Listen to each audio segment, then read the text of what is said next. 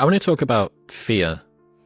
Why do you think it's such a pervasive emotion, given that we're living in a time which has never been safer than ever before? Yeah.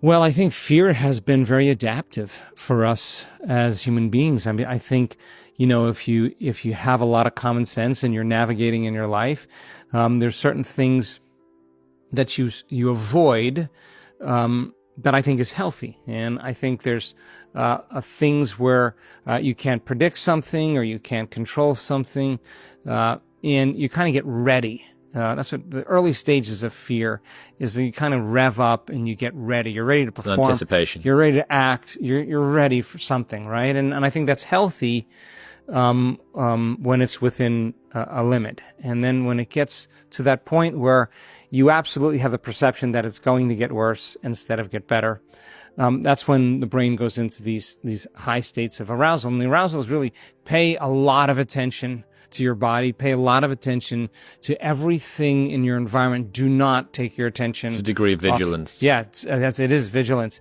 And try to predict the worst thing right now that could possibly happen. Predict the worst, because if you can get ready for the worst and you're ready for it, anything less that happens, you're going to survive.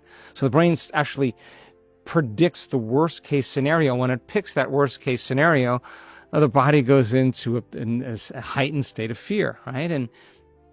And now in fear, though, the conditioned response that takes place from feeling that emotion is storing that emotion in the body, right? So now, What do you mean when you say storing the emotion in the body?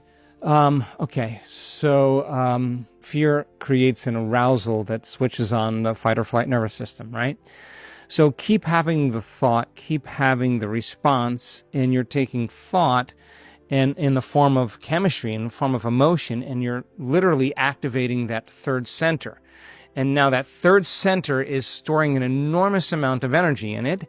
And when there's an enormous amount of energy in that solar plexus, that center is driving more information to the brain for you to be more ready for the next possible thing that can go wrong. And so you could have 10 really great things that go on in your day and one thing that goes wrong, and you're going to focus on that one wrong thing because you got to be prepared for it if it happens again. So I think fear was adaptive at one point, and it's become very maladaptive because, again, people are always trying to forecast the worst case scenario.